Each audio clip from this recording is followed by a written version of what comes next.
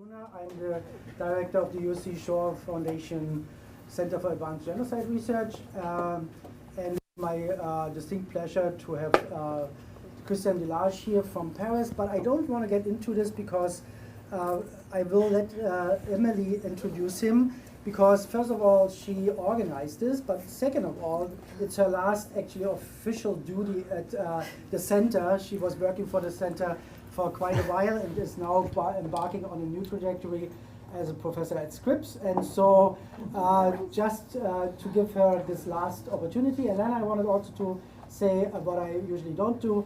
Shefali is always organizing these events from, let's say, behind the curtains and taking care of catering and everything. And it's also her last day, so I want to mention this also especially. So thank you for all the work.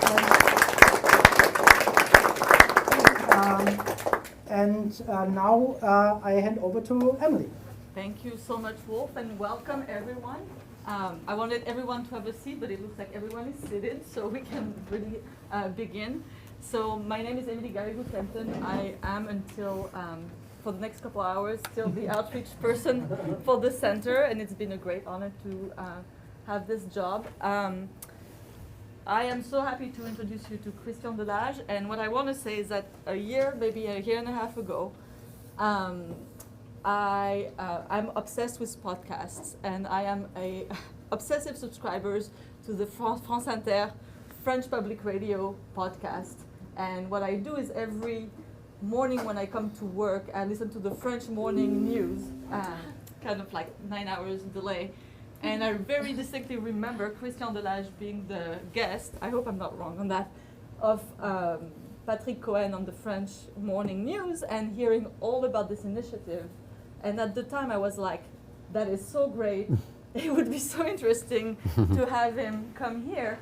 And then fast forward a year or a year and a half, and this amazing opportunity happened with him coming here as a curator of the exhibition at the Helen Museum of the Holocaust, which I want to tell you about. It is at the museum until April. And Beth, yes, thank you. And the director of the museum is here with us today, so we're delighted. So he was here for the opening on Sunday, and we managed to get him to give a lecture for us too. So Christian Delage is a director, he's an historian and a filmmaker. His specialty, should I say, his expertise is, he made an acclaimed film on the Nuremberg trials. Which I teach, by the way, at USC. Yeah. Yes, taught by Wolf, so we know it's good. He is the director of the Institut du Temps Présent in Paris, which is a research center dedicated to, and you can correct me, but contemporary historical issues focusing up to the present time. Would that be an accurate way to describe it? So that includes post-World War II history and the implication of the World War II in today's world. Am I right? Yeah, sure. Okay. And his latest project, which he presented on the French news that morning a couple of years ago, is about the collection of testimonies of survivors from the terrorist attacks, or not only survivors maybe, from the terrorist attacks in Paris at the Bataclan. And so we are delighted to kind of like make the bridge between our testimony collection and his new initiative. Christian Delage. Thank you so much. Sorry, I can stand up because I have some problem with my left foot, but I will keep seated. So thank you so much, everybody, specifically. I mean, everybody's here, so the people from the Lamos, the people from USC Shoah Institute, which I know the institute for a while, because I don't think Crispin is here, but yes, okay. We have been working together 10 years ago when I was preparing the permanent exhibit of a new memorial in Compiègne, close to Paris. So I've been in these archives, and I'm happy to see how it expands today and how you create this program, academic program, as you explained to me. So thank you so much. Yes, well, I had the idea, but it's a little, we are very early in the process of making what we are doing in terms of collecting testimonies. So it's really the start of the program. So I'm not so easy to talk as if it was finished and published and or perished, as you know. And the second thing is that moving from the Holocaust to the attacks in Paris may seem maybe inappropriate, because these topics are not at all the same, but it makes sense in some way, thanks to my experience, I would say, and so I allow myself to talk for what I did in terms of legitimizing what I will talk about today. So, well, on this first image, you can see on the left, this is one of the mothers of the children of a small village called Izieu, I-Z-I-E-U. A small village, something like 30 miles east from Lyon. And in this small village during the war, Jewish children were kept supposedly safely, which happened for practically all the time. So in this village, the children were not unhappy. I mean, they didn't have a lot, but people took care of them.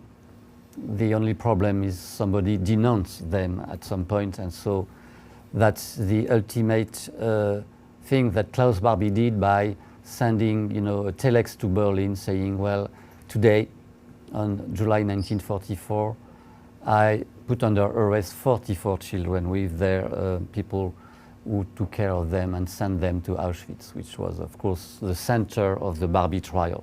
So the Barbie trial is 1987, the event is 1944, so already you can see that there is more than 40 years before the two events.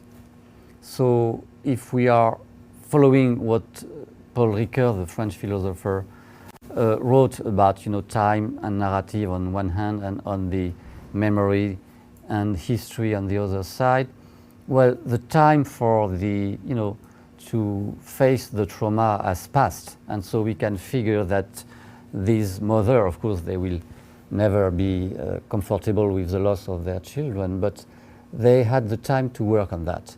Suddenly, the arrest of Klaus Barbie changed the things, and they will be not only attending the trial as testimonies at the stand, but they will be what we call in France partie civile, which means that they were a part of the organization of the trial. So here she is talking, and you can hardly see, but I pay attention to my mic.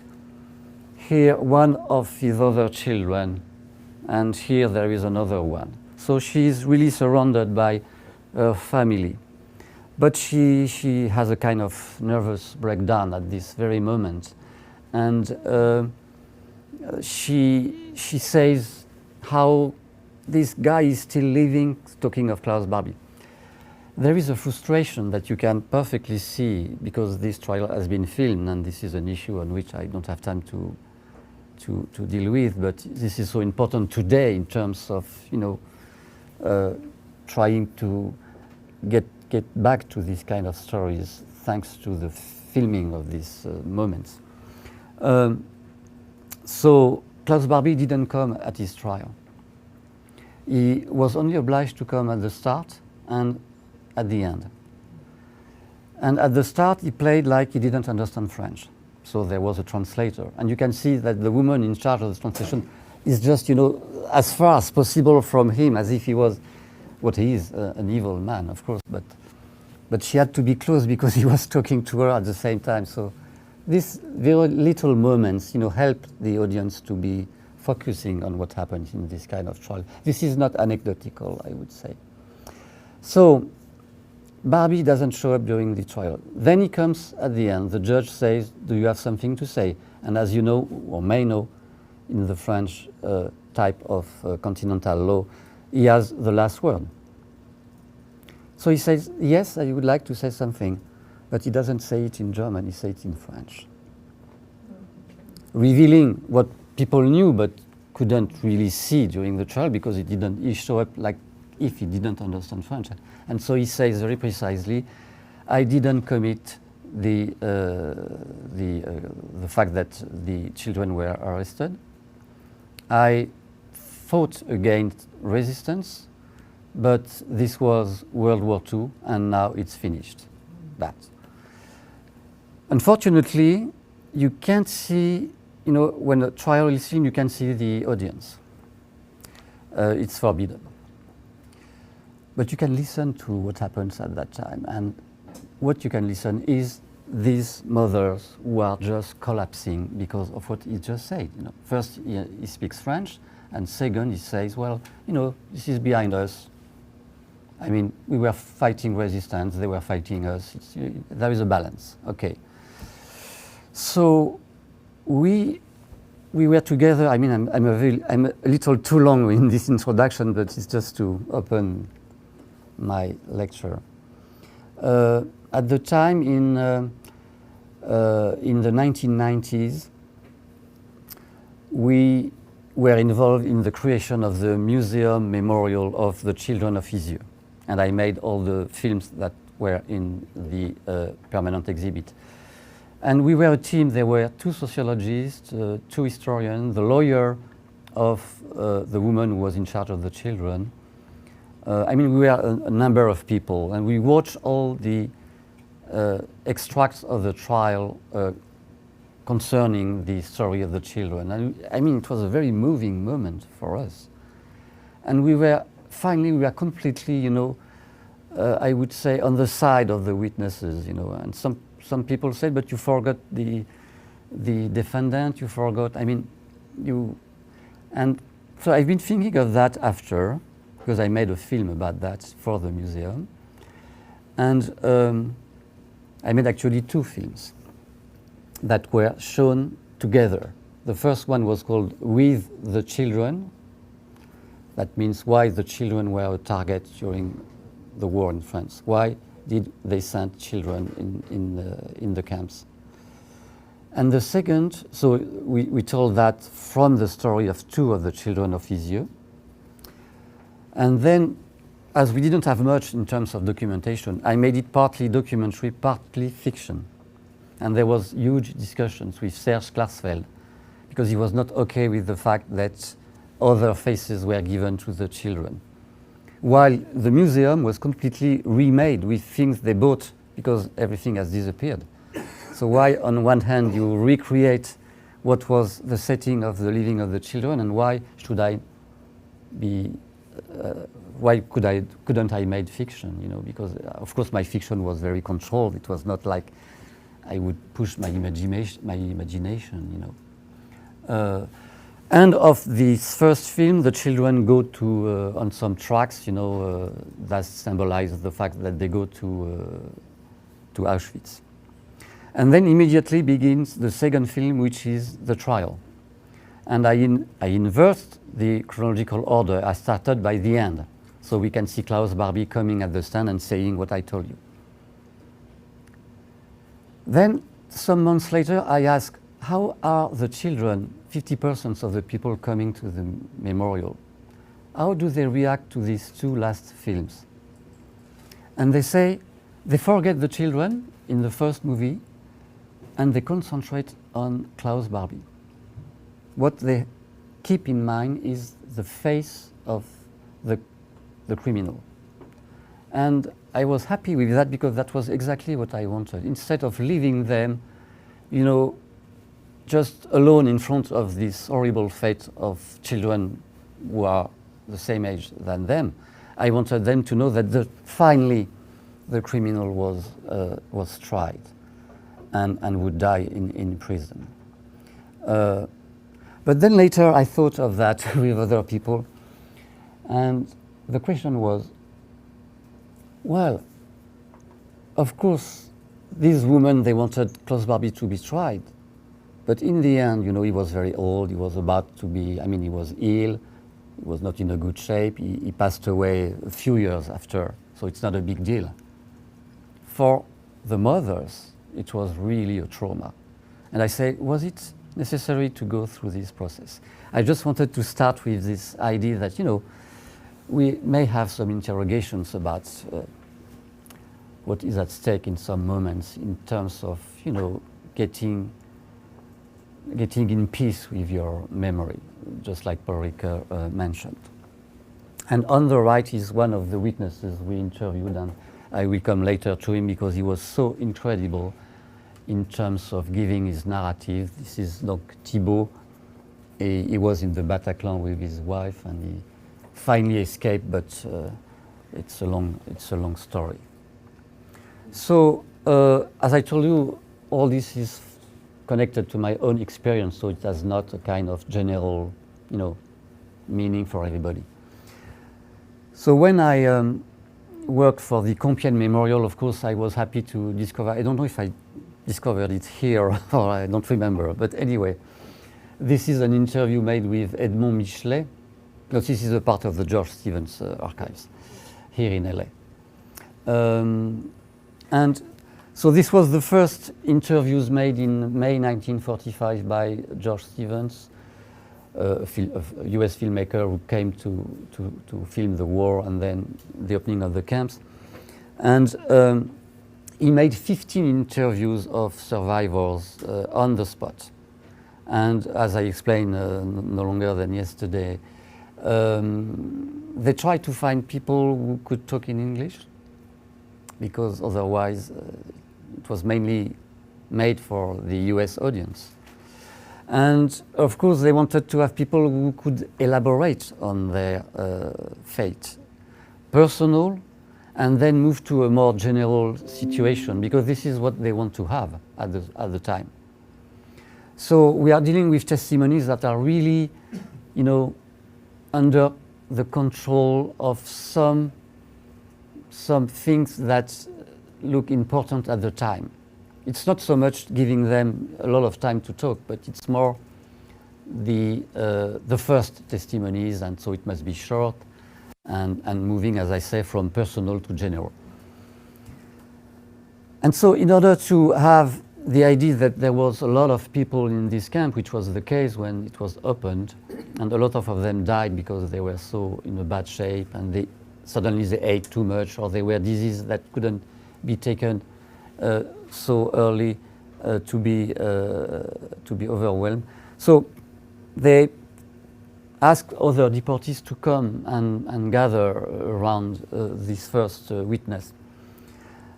And of course, none of them understand English, so there is something very strange going on there, you know, because they don't understand what he says, while supposedly he talks of the situation that should be common to all of them. So, and he explained that he is French, so there was a French, there was a German, there was a Czech, I mean, different nationalities, half of them being Jews. This is the spot, you can see the mic.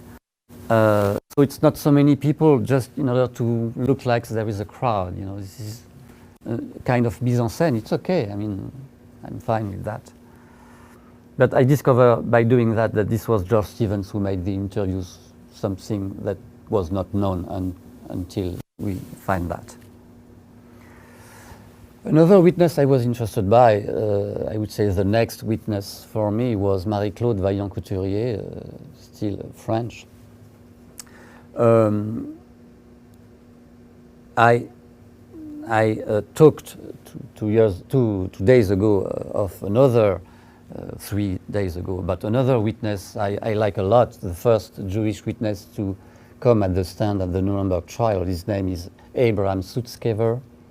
And I explained that Sutzkever was a Lithuanian poet, and but he was on the side of the Russian prosecution, who made an obligation for him to talk in Russian while he wanted to speak in Yiddish. And when he's at the stand, he doesn't do what he's asked to do. I say, you can sit down, I won't. I mean, it's not just that he wants to, you know, to test, I mean, the judges. It's just that he doesn't want just to come and say blah, blah, blah, his testimony, and then leave. For him, he's aware that this is an inaugural moment, not only because he will speak of his own fate, but he will speak for the community to which he belonged, where 98 persons were killed. So you have a sense that when you are the only and one survivor, almost, let's say, you have to. And so instead of starting immediately his testimony, he marks a silence of 10 seconds. And I say, when I talk of that a few days ago, that for me it's the most important thing today to allow the students to listen to and to watch. Because it's not in the transcript, and it's not in the archives, because the person who collected this archive and who put it on the web for the Holocaust Memorial in DC thought that it should be better for the audience to start when he talks. So he cut the silence of 10 seconds. So it says something about the fact that the filming of a trial is the most complete archive, because you have all that maybe you can't find on words in a transcript, and maybe you can find in the archives too.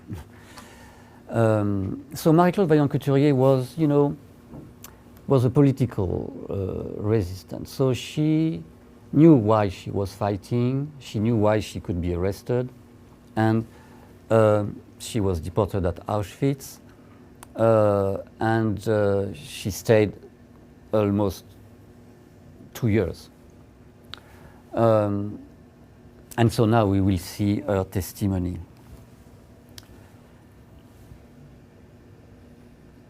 So the point, there is a point by watching this testimony, and so I don't tell it now because it, but I will get back later. It's not so long, it's 3 minutes. Seeking a factual account of the operation of the Auschwitz camp. Charles Dubos therefore called Marie-Claude Vaillant-Couturier to the stand. Deported to Birkenau for resistance activities, she wished to speak in the name of her fellow prisoners and comrades who did not come back, and she took a long time over her deposition, which she had memorized.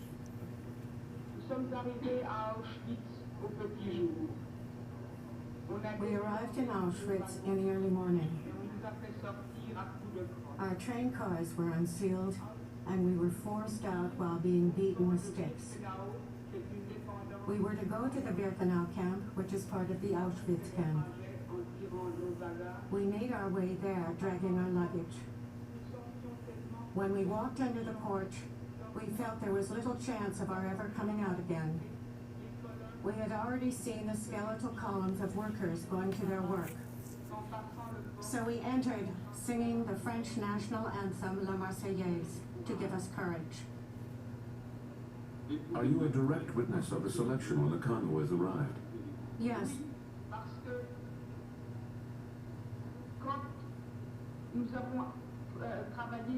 Because when we worked in the sewing block in 1944,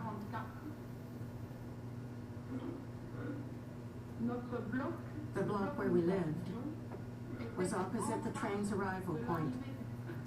The system had been perfected by then, since instead of making the selection at the train platform, a siding took the train almost to the gas chamber. The stopping point, which was some 50 or 100 meters from the gas chamber, was right in front of our block, but of course separated by 2 rows of barbed wire. We therefore saw the train cars being unsealed, the soldiers getting men, women, and children down off the train. We saw heartbreaking scenes. Elderly couples being separated, mothers obliged to abandon their young daughters, since the girls would be taken into the camp, while mothers and children were herded towards the gas chamber. None of these people were aware of the fate that was to befall them. They were in distress simply because they were being separated from one another, but they did not know that they were going to their deaths. One night, we were awakened by agonizing screams. And the next morning, we learned from the... You're going too fast. One night, We were awakened by agonizing screams.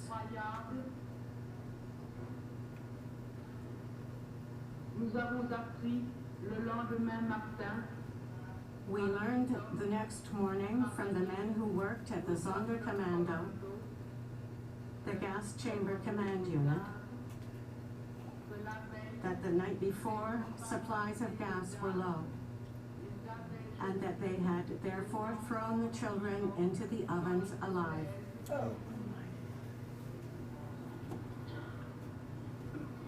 After Birkenau, Marie-Claude Vaillant-Couturier was transferred to Ravensbrück. The president, who wished to avoid repetition, asked the French prosecutor about the utility of describing the conditions of internment. The details of the witnesses' evidence as to Ravensbrück seem to be very much like, if not the same, as at Auschwitz. And wouldn't it be possible to now, after hearing this amount of detail, to deal with the matter rather more generally, unless there is some substantial difference between Ravensbrück and Auschwitz? I believe the witness has indicated a difference, and it is as follows. At Auschwitz, those interned were exterminated purely and simply. This was an extermination camp only. While at Ravensbrück, internees were put to work and were essentially worked to death. If there are other distinctions between the two, no doubt you will leave the witness, ask the witness about those other distinctions. I shall, Mr. President. So, of course, today I'm not so sure it's still so clear if you ask some young people the difference between extermination and concentration. Anyway, here we have an example where the witness, she knows what she wants to say. She doesn't want to be interrupted. She is first because she's moving too fast for the translation. So she makes an obligation to slow down. Then she's interrupted because the judge, having heard these horrible things that you heard, has enough with it and say, well, is it really necessary to?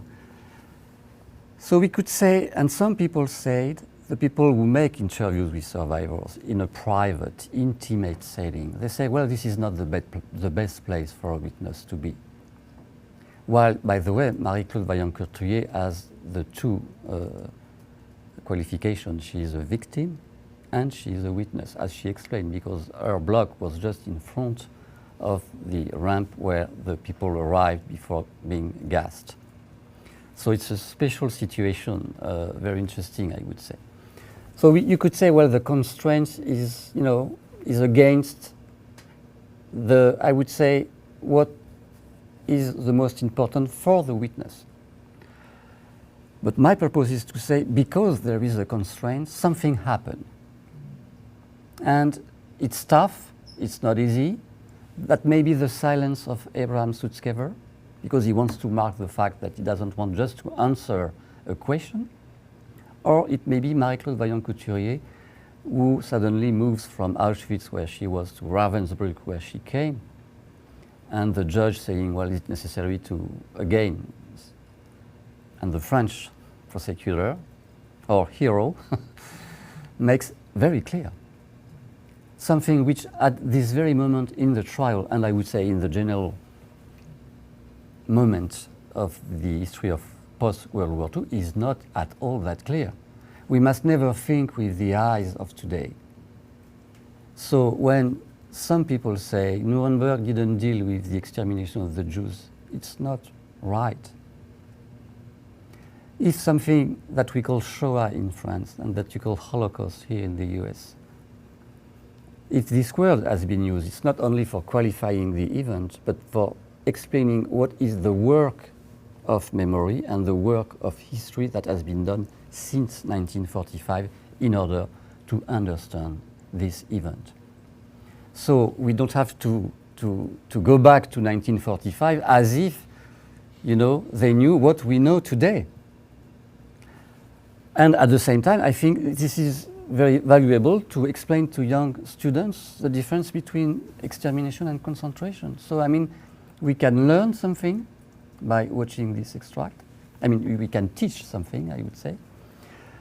At the same time, we have a witness, you know, who has to compose with this, this trial, this courtroom. And we know that this is an issue today.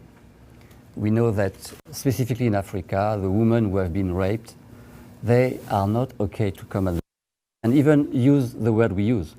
They will use other words. This is an anthropologist working with me on the collection of testimonies of November the 13th who explained that to me. The international tribunals are, let's say, international.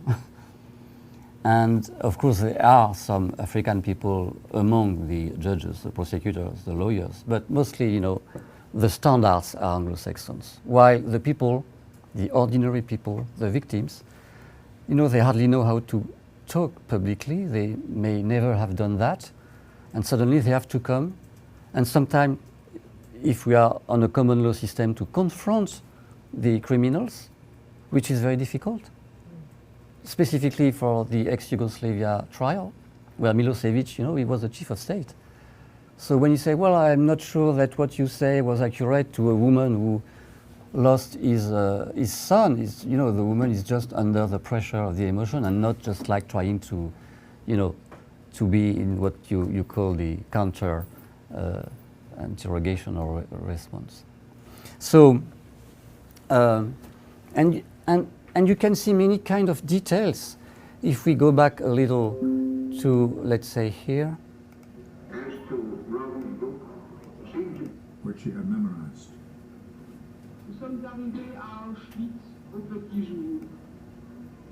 We are ones of workers going to the train platform.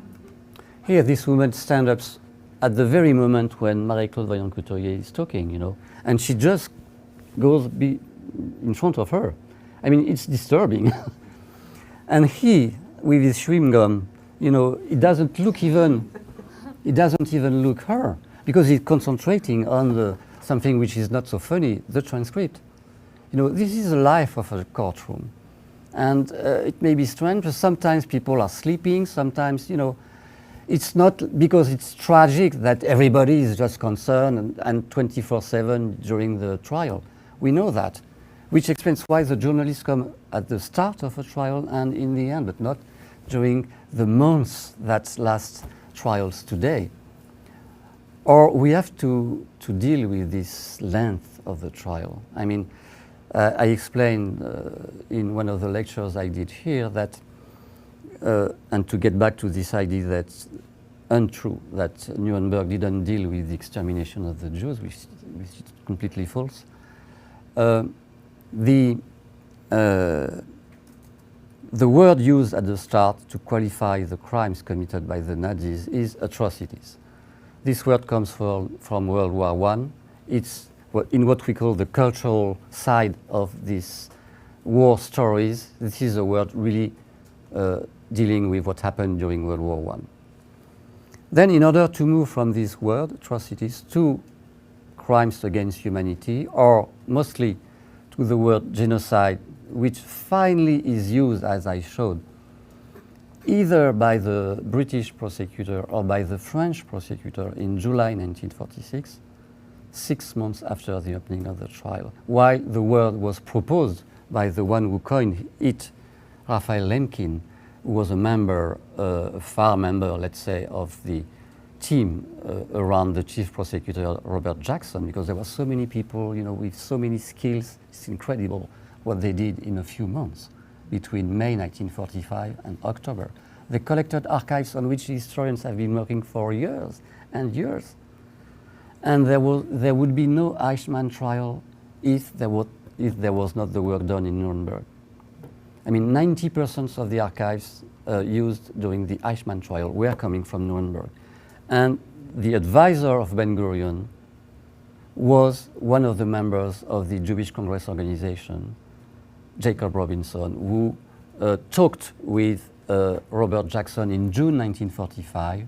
That's an archive I found in the Yale Institute in New York. I was so happy. There was some meetings between the Jewish organization and Robert Jackson, and he got the right number, between 5 to 6 million Jews killed. The calculation was wrong because they didn't have time and the skills for doing that, but he had the number in mind. So it helped when they came to discuss this topic.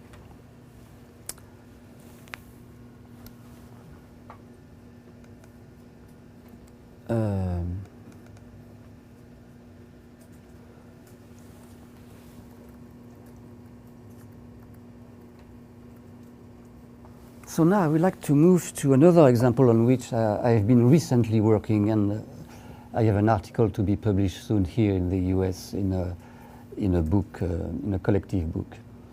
It is about the Eichmann trial and one of the witnesses coming at the stand. So there is another story, in addition to some people saying that Nuremberg didn't deal with the Jewish extermination.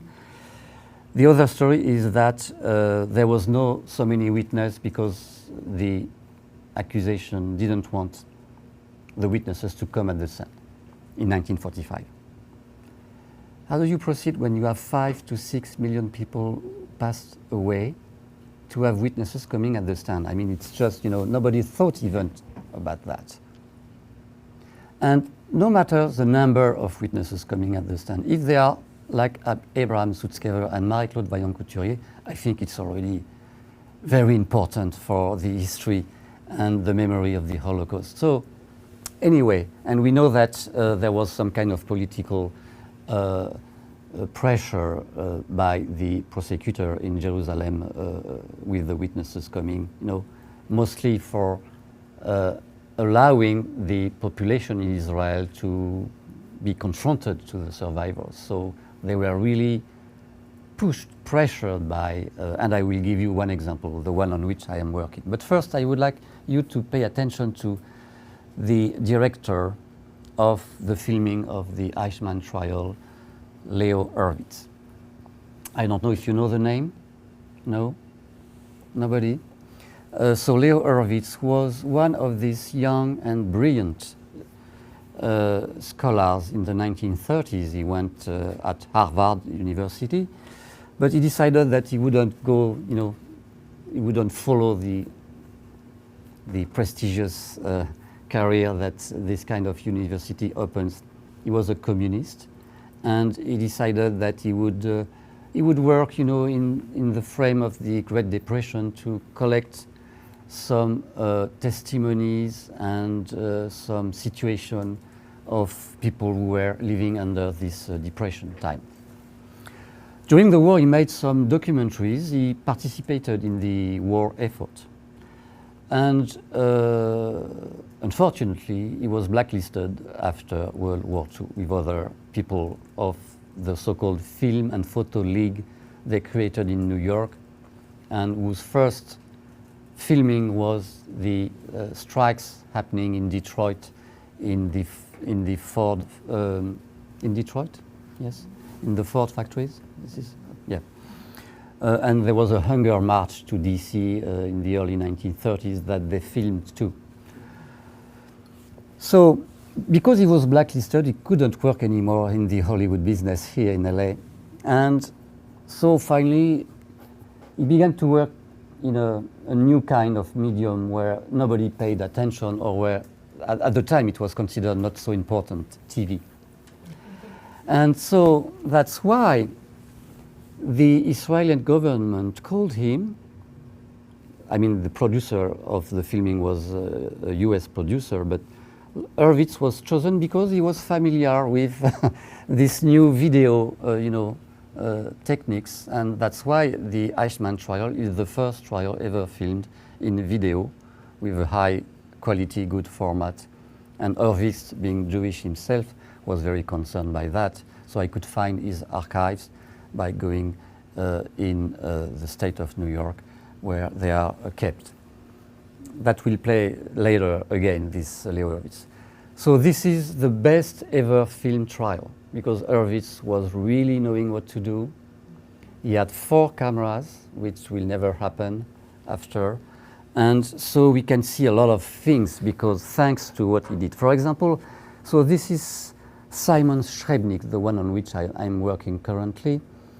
He was one of the 3 to 4 survivors of the camp of Chełmno in Poland, you know, a terrible camp, far from everything, where all the archives were destroyed when the Nazis left. Can you repeat his name again, please? Simon Schrebnik, S-R-E-B-N-I-K. And why did he escape? Because he was a kind of a member of the Sonderkommando, and the Germans liked his voice because he had a nice voice and he could sing German songs. And you may know him because he's the one who sings at the start of the Claude Lanzmann documentary Shoah. And so he was killed like the other, but the bullet went through his throat, and he stayed there for many hours waiting for the Germans to leave. Then he could escape. The Polish people around didn't want to take care of him because they were, you know, they were not so friendly with Jewish people. But finally, he stayed in a farm, and then he could survive.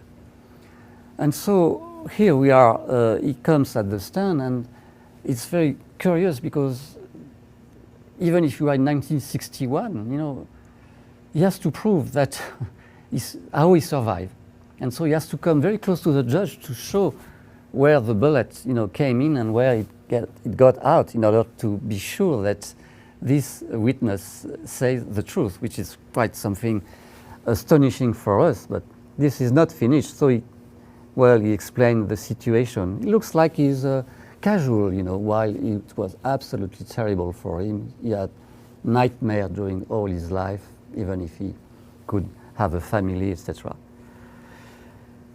And then by the nice way of filming, you can see here that this is the prosecutor. And, you know, he's always standing up, and he's just like directing what's happening, and, you know, always looking at the witnesses.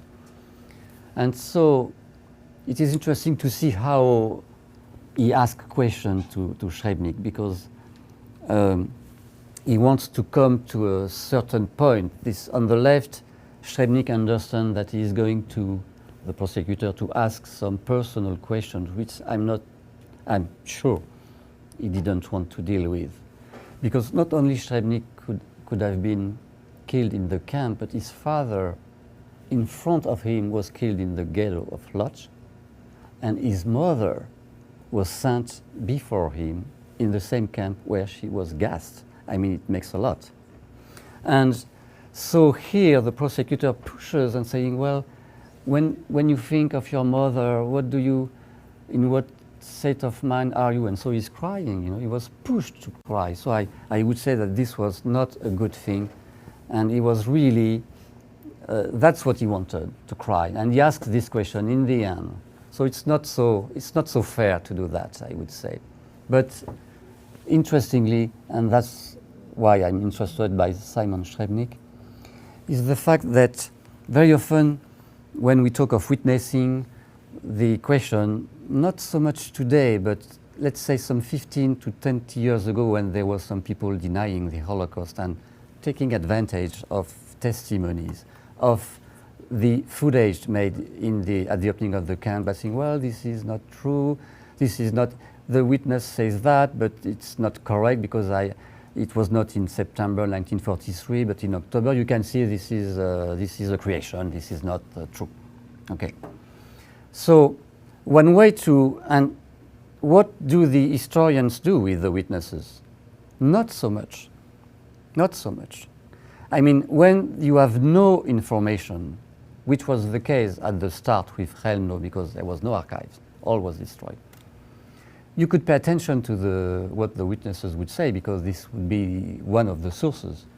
But then later, when people began to work with what they have on the history of this camp, you know, the narrative by the witness is less important. And today, when you think of the hundreds, thousands, and millions of books about the Holocaust, the factual information is not on the side of the witness.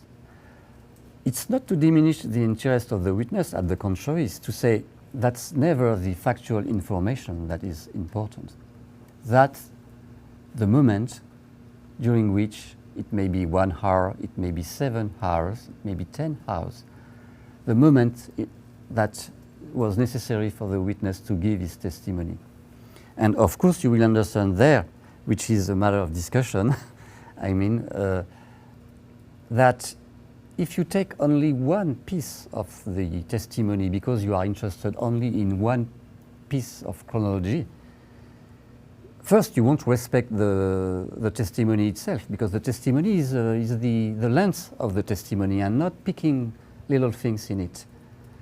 And second, today you will have the opportunity to do something else, which is, instead of being confronted to one singular testimony, if you are allowed, if you are lucky enough to have different testimonies given by the same person, there it becomes interesting, because you won't work on the factual side anymore.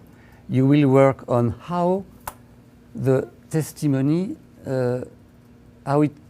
which was the evolution of the testimony during the time between 1945 and today. And so Srebrenik gave 9 interviews between 1945. The first one he gave was 1.5 months after his liberation. He talked with a teacher in the village of Kolo, close to Chelmno. And it's a wonderful moment, because the teacher knows him very well, you know, so he's very casual, even sometimes a little rude, by saying, well, but Simon, you ask, why do you laugh? But Simon, don't you cry because of the loss of your mother? We could say, well, this is so rude to do that, but you must understand the vicinity, I would say, what was the mood of the neighborhood at the time. So anyway, this is the first, and the last one was 2003. He passed away in 2006. And he gave different interviews in different settings, in the Eichmann trial, as you could see here, in the Claude Lanzmann's documentary, in a pre-trial interrogation in June 1945 in Poland, etc., up to the collection of testimonies. And he gave one here, I checked. He gave one testimony here at the Shoah Foundation, and one at the Fortunov Video Testimony Archive. So, I mean, he made it all. And so when you compare the testimonies, you are not only on what Srebrenik says, you are what each setting makes possible or pushes on to give his testimony. So you don't forget that there is always somebody behind the mic who asks questions, or if there is no mic in 1945. And so you will move more to the question, how were this testimony made, which is what I've been working on. So now we move in 2013. At the time, I decided to work with other. I say I, but I always work collectively. Only to write, of course, it must be a singular work. Anyway, so at the time in 2012 and 2013, I decided to make interviews with the people who made the interviews. So I went to see Jeffrey Hartman at Yale, Dory Laub and Renée Hartman, his wife.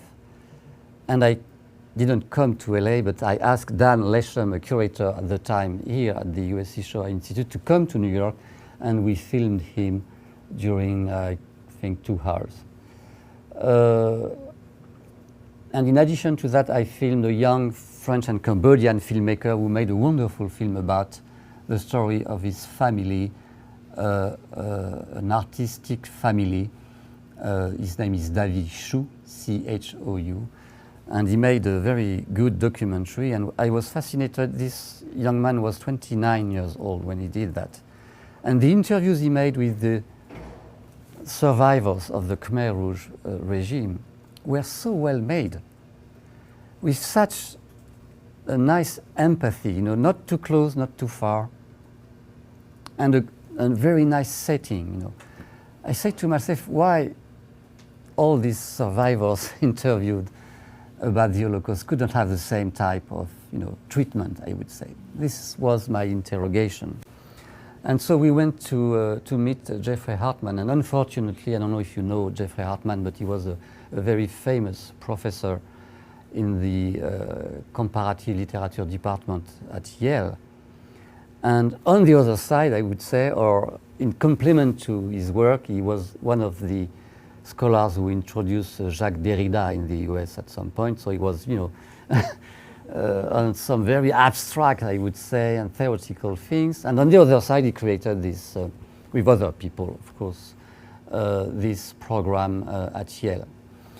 When we came to see him, unfortunately, he had some disease. He was, how do you call that? Parkinson's. Yes, he had Parkinson. But the spirit was perfect, but the body was not. And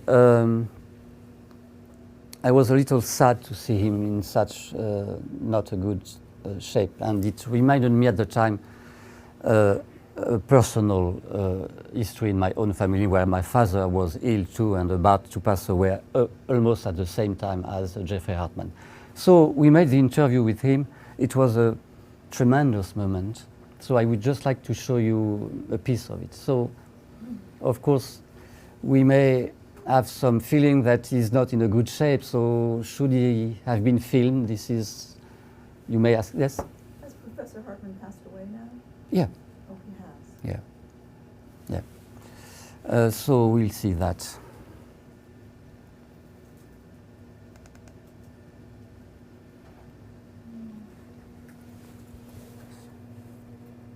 Okay.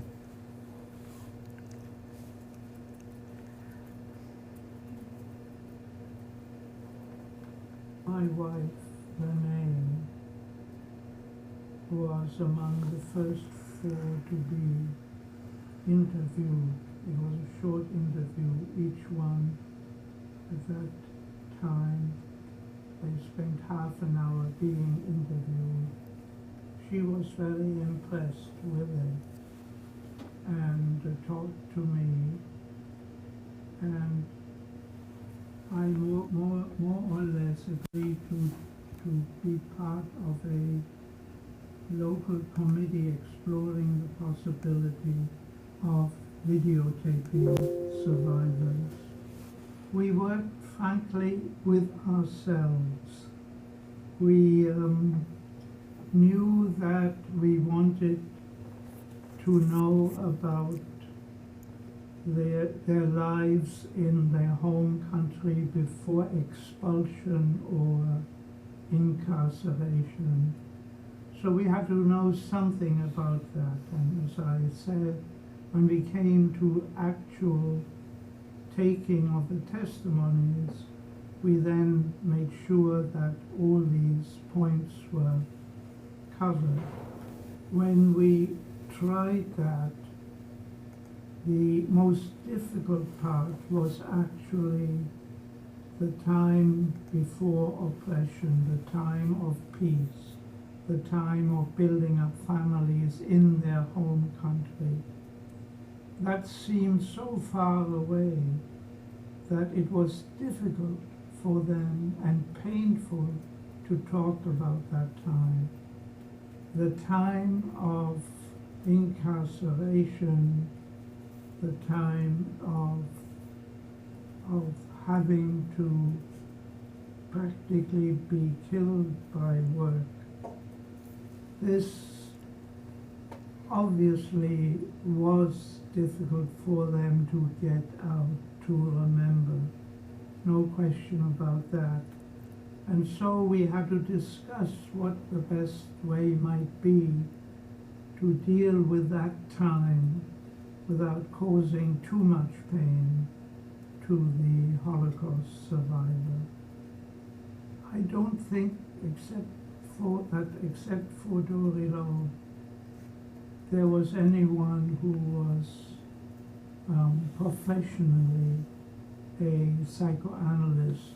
He supported an open sort of questioning, not a questioning from a sheet of paper, not a formalistic questioning, but allowing an open, he called it an open kind of questioning, so that the questioner could go with the lead of the survivor wherever each one wanted to go.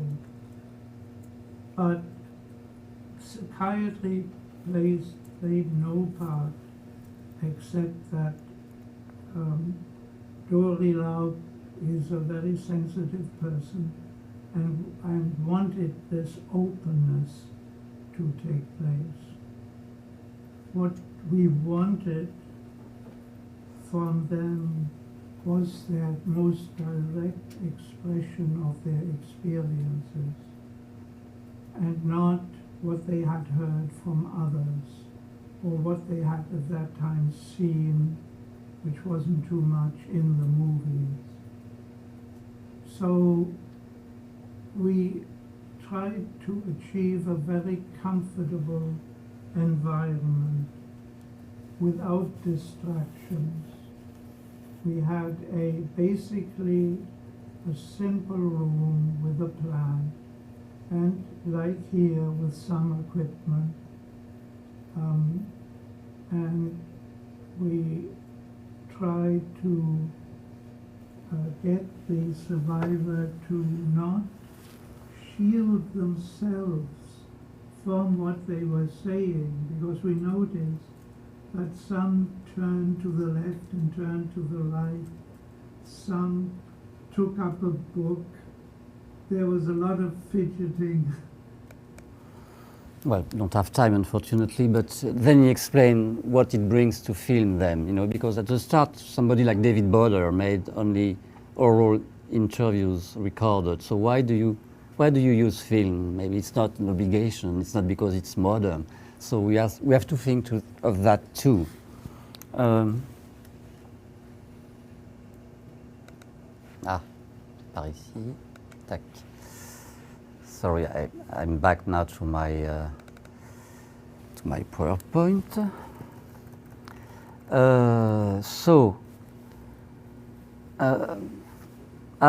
As always, as very often, I work with my students. So I took 2 of them to New York, and then to Hamden. And at the time, I was teaching at Cardozo Law School, so I had students from Cardozo too. And this was a special team and a special moment.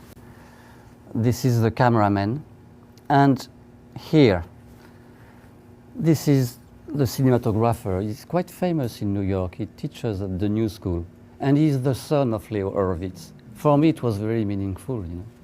I was very happy that he accepted to come, just being a cinematographer while he's a documentary filmmaker, very known in the US.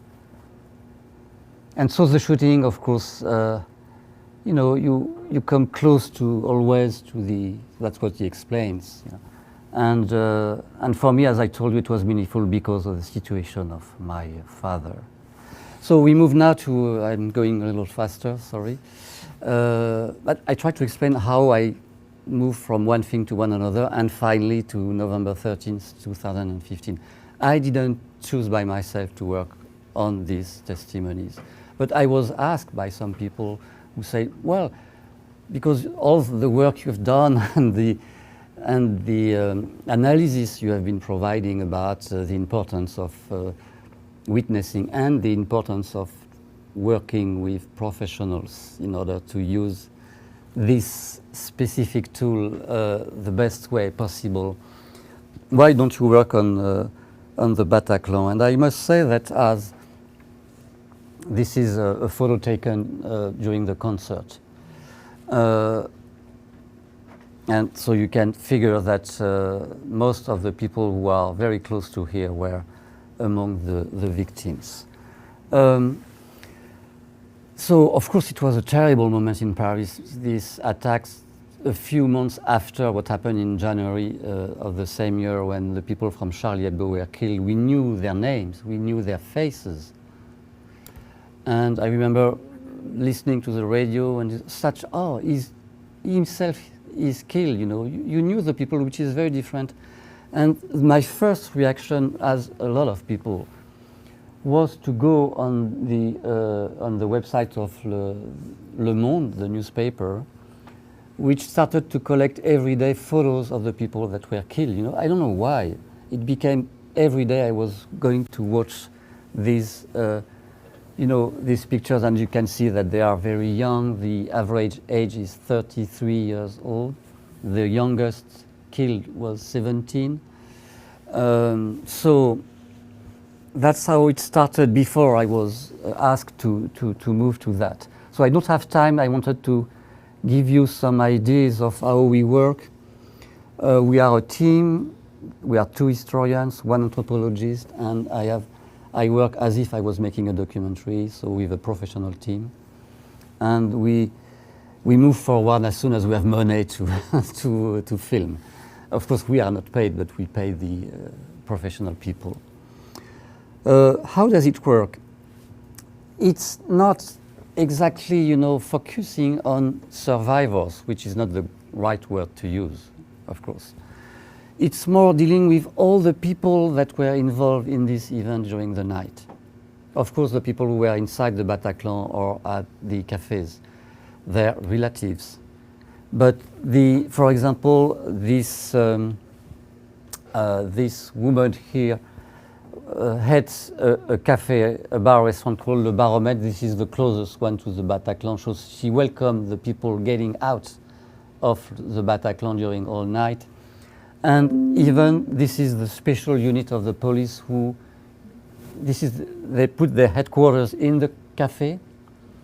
And you can see their faces because they keep anonymous. And they are the one who entered the place and killed eventually around midnight the terrorists. So we are gathering different points of view, doctors, psychologists, firefighters, policemen, etc., in order to have both a kind of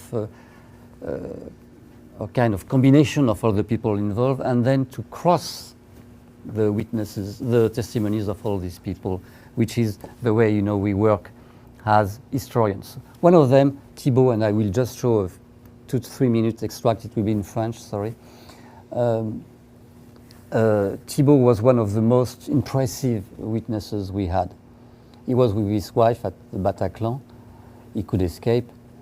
And when we made the interview, so I make it fast, sometimes when they are very young, we had people aged 21, 22, I see them before and we have a discussion, and I ask my students to be the first one to talk with them in order to allow them to feel comfortable, not with a professor, I don't know what, you know, which maybe they wouldn't be so comfortable. Then I tried to tell my students, try to convince them that we will film them, because they hate the medias, because of what they did. You know, some people film people on the ground with blood, you know, so they were really against all idea of filming or I don't know what. So we had to explain that we were honest people. And so it's not so easy. I mean, it's not so easy. So basically Thibault, who is 35 years old, I didn't have an interview with him before, because if you have an interview with this kind of people, it destroys the spontaneity of the of the openness of what happens during the interview. I made it once, and it was the person would say, "As I told you," no, don't say that. No, it's difficult. Too late. Anyway, it's too late, because in their mind they said it to me, so they won't say it again, or they will say it just as if they were repeating something which is not good at all.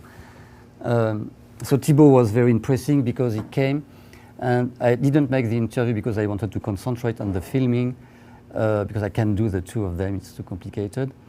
And unfortunately, the person I asked to make the interview ask only 2 questions because Thibaut has really prepared himself, not for us, but for months, because he wanted to be clear with what happened this night, how he could finally find again his wife. You know, he has incredible moments when he tells this story. So I just will show an extract of his testimony in order to give you an idea of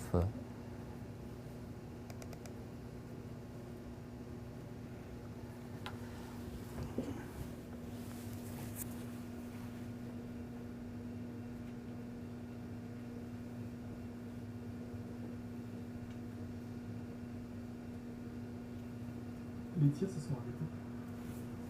Les tirs se sont arrêtés. Et c'est bête, mais moi j'ai levé la tête. Les tirs s'arrêtent et puis moi j'ai levé la tête. C'est une chose dont je me suis rendu compte plutôt récemment. C'est un réflexe complètement idiot. Parce que peut-être qu'il s'arrêtait de tirer parce qu'il voyait personne sur qui tirer. Et lever la tête à ce moment-là, c'était pas forcément le truc le plus prudent. Mais c'est ce que j'ai fait. Les tirs se sont arrêtés. Moi j'ai relevé la tête. Et la lumière était allumée dans le Bataclan, en pleine lumière. Le groupe a quitté la scène très rapidement, tant mieux pour eux. Et dans un fracas hallucinant, c'est un truc qu'on ne devrait jamais entendre. C'est la musique qui s'arrête et il n'y a pas d'applaudissements après. J'avais jamais entendu ça à un concert. J'ai vu des concerts pourris, mais il y a toujours des applaudissements. Et là, rien, c'était juste du silence. Et c'est un peu décousu, mais donc la scène est désertée. Et c'est un peu le chaos, les instruments sont les uns sur... Enfin, dans ma vision périphérique, je vois que la batterie a bougé, qu'il y a des instruments qui sont tombés ou des trucs comme ça. Toute la fosse est allongée, mais vraiment toute la fosse. Enfin... Sauf une jeune femme qui reste debout.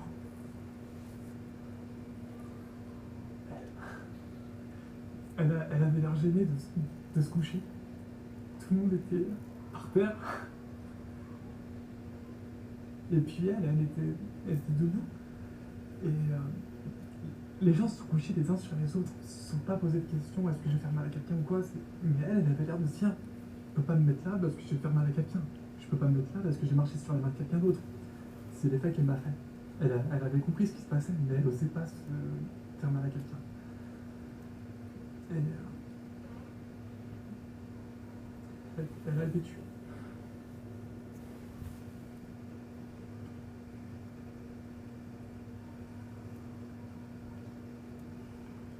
Puis, il y a... En fait, j'ai relevé la tête et j'ai balayé du regard par rapport à ma position. J'ai balayé du regard ce qui se passait de droite à gauche. just an extract. So it's about to be subtitled, but it's not yet done because I wanted to show this first extract. What is really interesting with Thibaut is that he doesn't think of himself, but always of the others. And the way he reminds the event is both spatial and temporal. And it's just fascinating to listen to him during 1 hour. We were just talked, and we had only 2 questions because it was ready to be given. I think we were at the right moment, at the right time. And it says something, maybe it should have been earlier and not so good. Maybe later he would have talked with other people, but we were lucky enough, I would say, to have this moment that was so tremendous for us. Thank you.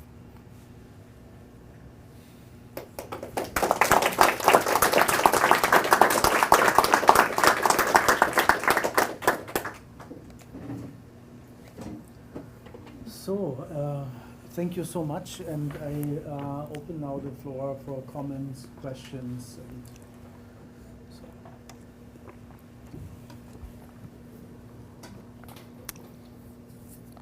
I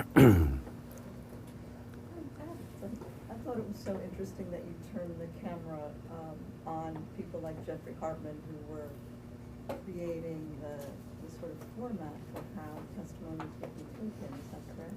Yeah. Was that in the 80s that Fortunoff Video Archive? In the late 1970s. In the 70s? Yeah. And so, of course, for those who don't know, it's completely different from what has been done by the Steven Spielberg project, because Spielberg in 4 years, it's more than 50,000 testimonies in different countries, different languages, etc. While Yale, it's, they went... Very small. Yeah, so we don't have to say that one is better than the other. It's just two different ways of dealing. Of course, on the side of the Spielberg archives, you have to, because you have so many witnesses to interview, you have to create a kind of methodology that would be the same for all of them. While, as explained Jeff Hartman, for what they did, it was really open questionnaire, and it started really with the family, and then it, the neighborhood, and then it went. So it's two different kind of project. Of approaches, Yeah. I did public relations for Yale at that time. Yeah. So I remember I was involved with and I wasn't involved with the project itself, but with the news release and working with the press who were interested in writing about it. And I knew Jeffrey Hartman. I was sad to hear that he passed away. Yeah. Yeah. Yes. You mentioned that you were asked to do the project Yeah. around November 13th attacks, and perhaps that is an implication that you yourself were not seeking that particular work to document that, but yet there's a trajectory that you're helping us to understand from this presentation. And maybe if we have more time, you have gone deeper into your contemplation about the work now that you've just done. It sounds like also it's very, very recent, so you're in the middle of processing what you've done. Maybe you could share with us some of your early thoughts. You shared with us a specific piece, but some of your early thoughts in relation to the way you've described the trajectory of memory from the Holocaust to today. Some of your thoughts about the problems, the challenges, the ability to talk about them together separately, kind of your thoughts about that. Yeah. You sort of started your talk with that a little bit. Maybe more about that. Well, I mean, as I explained to you, I made myself some interviews with survivors. So basically, I don't like to do that because, again, when it's filmed, I prefer focusing on the filming and being available for the cameraman to talk with them, etc. Because, for example, when we film these testimonies today, sometimes we decide that we won't put the camera on a tripod. And as I explained to you earlier, when you hold the camera in hand, of course it's more difficult for the cameraman. But what he does in this situation is that, when the witness is moving, the camera follows him, not like shaking, but just following him, which allows the audience to be more involved in what the person says. In other words, it's not because somebody has important things to say that the filming is not important. The filming must be at the level at the professional level of what the witness is about to say or to endure.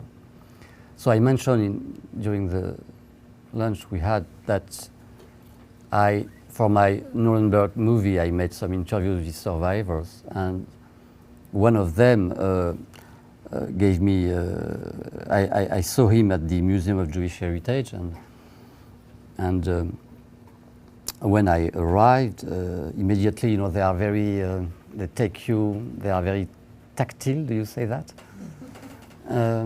They call you by your first name, so you are just, your defense, fall down because you are surrounded by incredible people, I would say. I mean, as far as I can talk of that, because all of you have maybe more experiences, but it's always fascinating to see their energy, their presence, I would say. Anyway, so he came to see me with a lot of papers and photos, you know, so suddenly I was just, you know, with all these things before the filming. And then he tells me, but don't worry, I have my paper that I will read. so I said, well, that's not really what I expected. It's not that my question will be so incredibly new and that he will say something that never somebody asked him before. No. But it's just that we have to share a moment together and something must happen during this moment. If all is just, you know, scheduled and who cares? I mean, I'm not interested anyway. So you have to be a little rude by, so we started the interview. He began to almost read his paper. So I said, stop. Say, sorry, we have a technical problem. And so I was, so again, it starts same. So stop. You know, I don't know why. In this moment, never I would do that. I'm too shy. But you feel that you have to do something, actually. So he said, can you come and see me, Christian? I said, yes. He said, I don't know what you do, but I don't like it.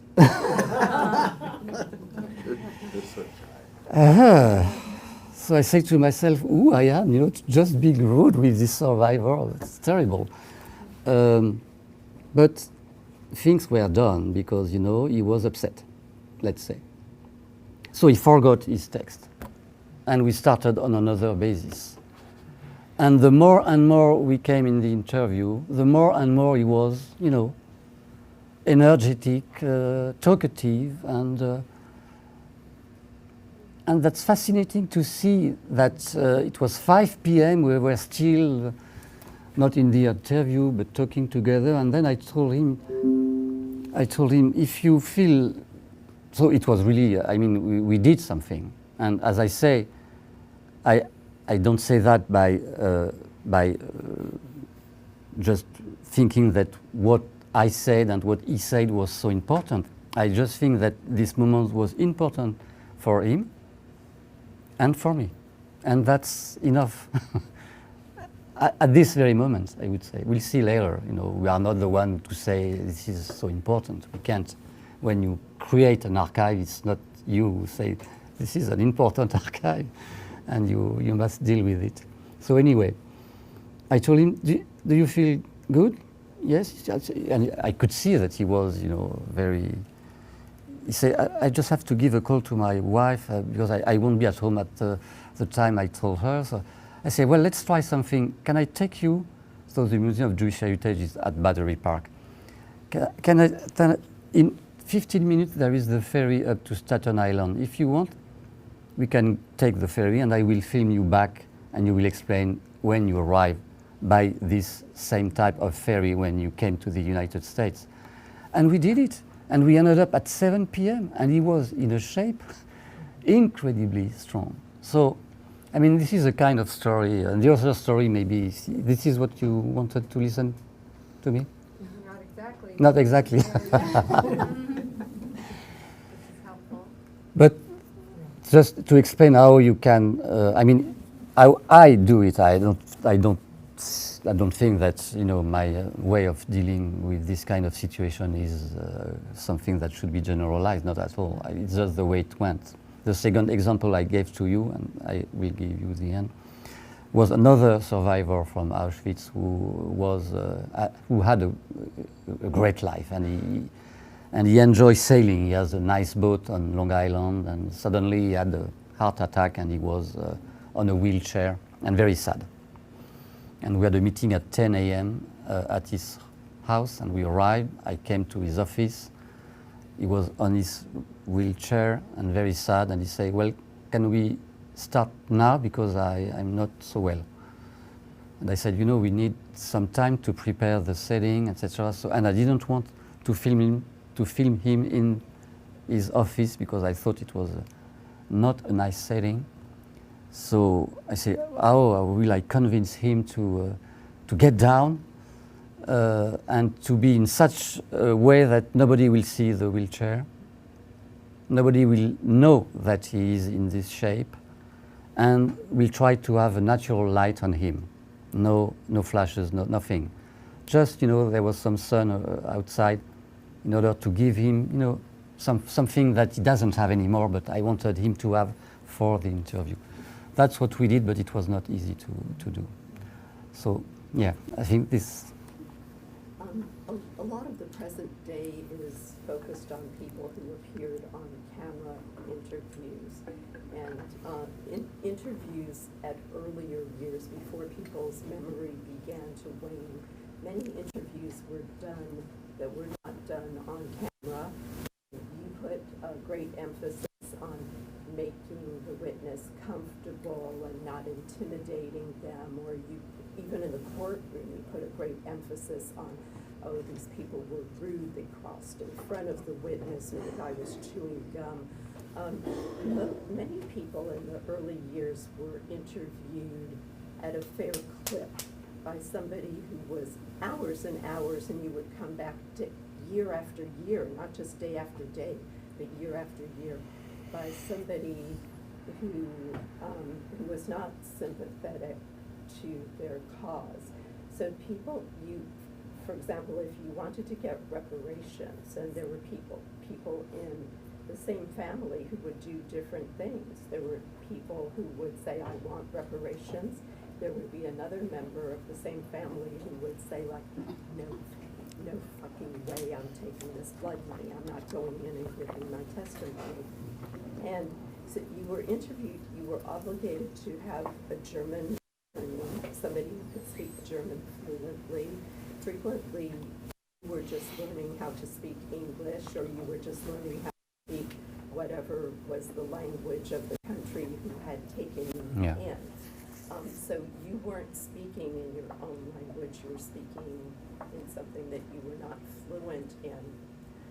I remember sitting on the floor of my mother's attorney's office because I was a child, and she wouldn't get a babysitter. She would just take me in like day after day, year after year, and I would sit on the floor as he interviewed her. So these are actually valuable interviews because the person interviewing was not sympathetic. They asked the question, like boom, boom, boom, boom. And they were looking for, also, had you compared stories with people who were similar to you, where all of these stories started to, was your story the story of you as an individual, or was your story the story like canned or smoothed out, where you had all compared stories with one another, which I believe can be happening now in modern time. Coming back to your, the Bataclan, people now have so much access to what people post online that the interviews and the details can start to, in modern times, get more quickly smoothed out, where if she says he was wearing an ivory shirt, and then I say, no, he was wearing a beige shirt, and somebody else says he was wearing an off-white shirt, and we compare, and somebody else says, no, it was pale blue. Yeah. You start to compare interviews, but in those early interviews, when people, and possibly even the early Khmer Rouge interviews or other early Stalinist interviews of the camps, where it was not on film, people were subject to very crisp sorts of questioning. But I didn't say that the constraints are against the witness for the case of Marie-Claude Vaillant-Couturier. I say that these constraints create a difficulty that the witness has to face, and it may drive to something that was unexpected. So, and more generally, I wouldn't say that these kind of testimonies are better than the others. I think there are different styles, different moments, so I don't have a judgment.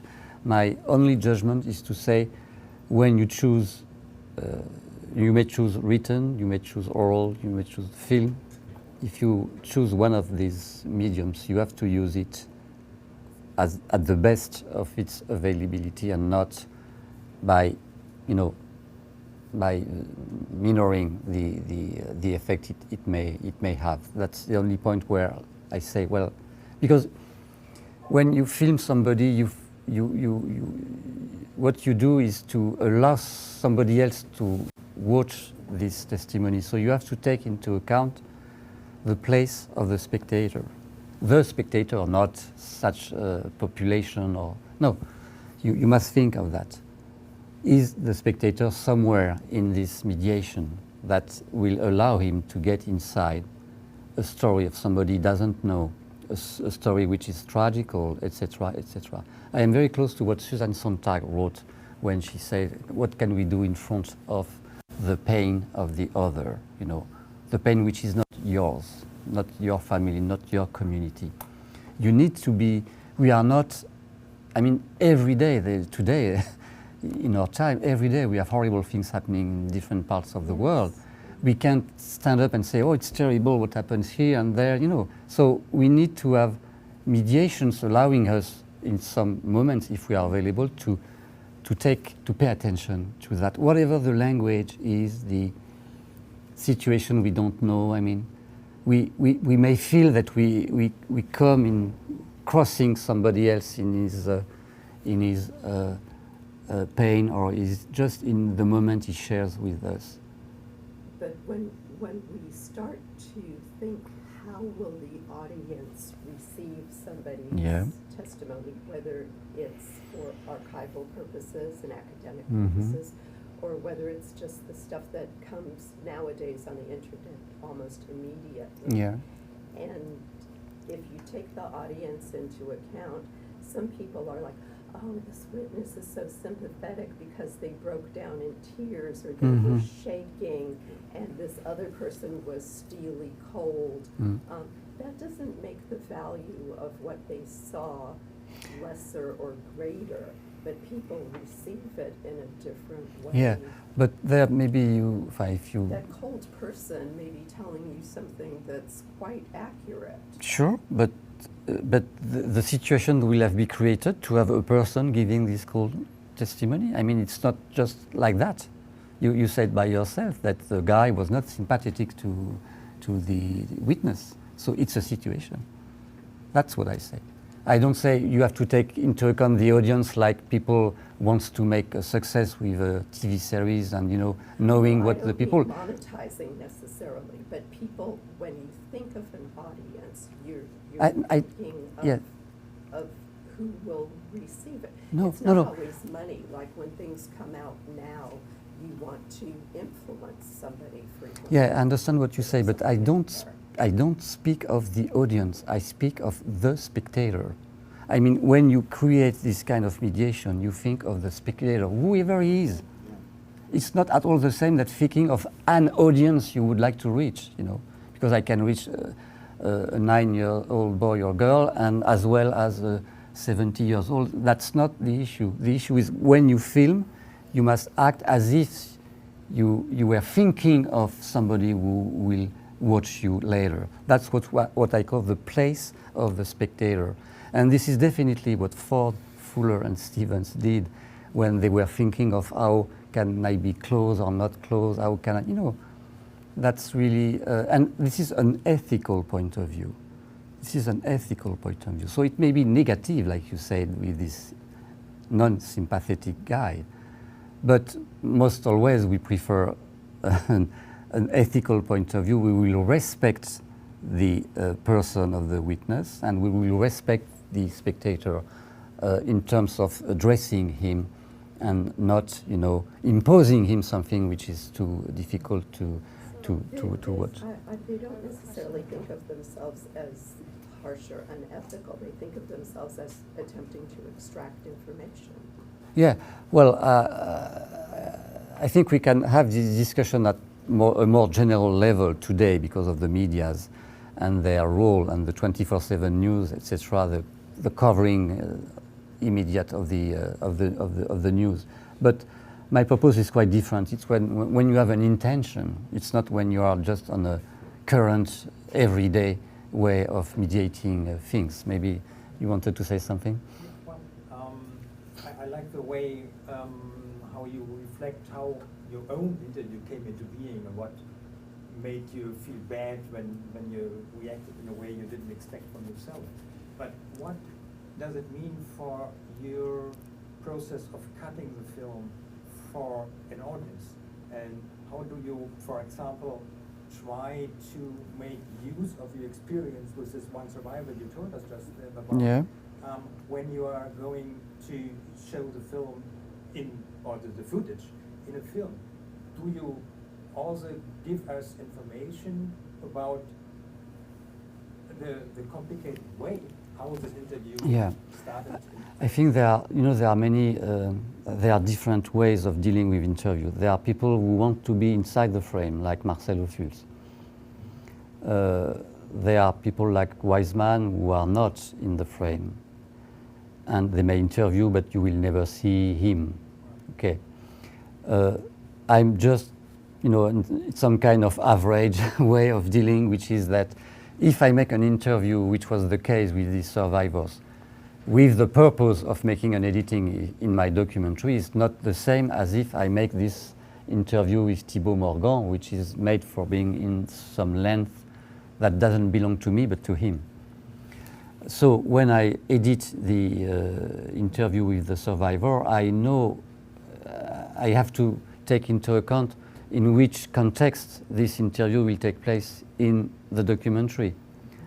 Here, the survivor of Auschwitz comes in the documentary when the trial has welcomed some survivors talking about that. So, I mean, I don't distort the spirit of the interview by doing that. And in this situation, I never show up. You can see me, you can hear my questions. So some people are not okay with that. They say, we want to hear a question because it's not neutral. And it's a part of the process. I understand that. But if you go to the archive of the both the documentary and this, you will have my question. I mean, it's not hidden, it's not put away, etc. For Thibaut, he spoke during 65 minutes, and the editing I made is 20 minutes. So you will tell me, isn't it contrary to the idea that you need to have the length of? Well, I just choose an extract with 2 or 3 cuts in it. I didn't want to make a choice during the 65 minutes. So it's really the less possible touching the spirit of the interview. Less possible, I would say. Because otherwise you kill the spirit of what you do. That's always the same if you take only one extract, But this is the same for the footage. My exhibit is really on this issue, that the footage this cameraman made was immediately edited, re-edited, with at each time a loss of quality of the image. And in the end, nobody knows where does it come, and doesn't care about who made these pictures. So I tried to go back and to see what I call the gesture of the cameraman, how we deal with that. Because if you have a 3 minute long when he enters Dachau, he will make, because of the so-called narrative Hollywoodian system, he wants to have a story with a start, middle, and the end interiorized. And so he will start with a large shot aerial of the camp, because he will say, they need to have this in order to understand where we are, etc. And then he will move and he will finish by a close-up. This is typically US cameramen, not British, not French, not Soviets. So it says something about the way they were trained. And if you just take an extract, for example, I'll always give an example at Buchenwald, where there are 3 shots at the same. The first shot is the shot on the bodies. The second shot is a shot behind US soldiers. And so they had to, to go on the right and on the left to allow the camera to be but you can see the soldiers and the bodies. And the last one, close up on the soldiers, you can see the bodies. When it's edited, they say, well, 3. They keep 1. So you miss the thing. The thing was, you will understand, my fellow US citizens, that these are American soldiers and these are the bodies in the camp. It's not fake. They were there. You can check that. And that's why I give the clap with the date and the name of the cameraman. So if you cut, you don't understand what they did. You know, that's really the same point as dealing with long interviews. If you cut only because he said something that interests you for a purpose of research which doesn't focus on what the interview is. You know. So we all did that. I mean, I did it for Compiègne when I worked here and made a choice of there. I chose really little things that I needed because I wanted only things related to Compiègne. So that's what I did. But I was okay because I knew that this was what I had to do because of the Compiègne-sided story, I would say.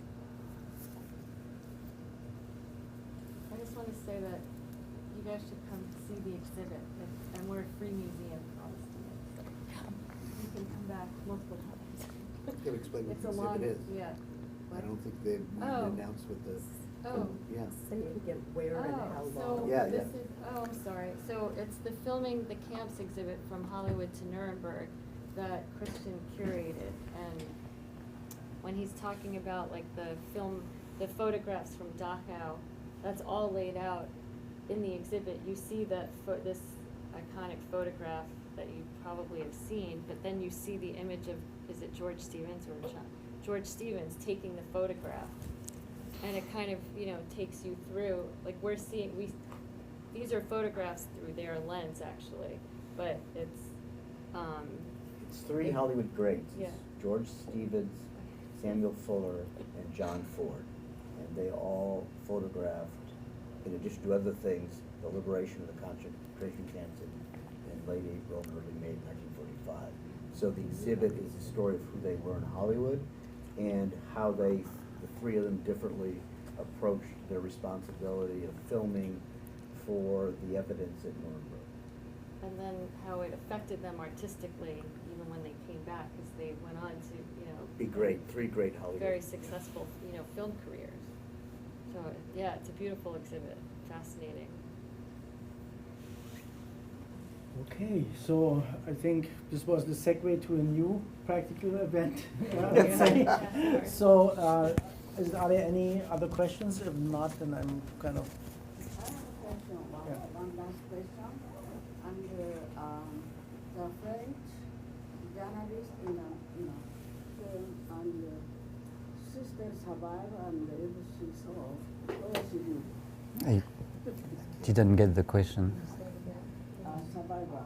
The French journalist survivor in a film and the sister survived and I think you're talking about the Cambodian, the film, the Khmer Rouge. Yeah. You spoke about the David Chou, yes. sister survived? I think so. I think you mentioned the name of the. I don't know name, but in a film. Yeah. And what country is he living in? What country is he living in? Was he living in? Oh, he's living between France and Cambodia. Cambodia? Yeah, because he works a lot in Cambodia, and his second film is a feature that was presented at the Cannes Film Festival, and it was made in Cambodia.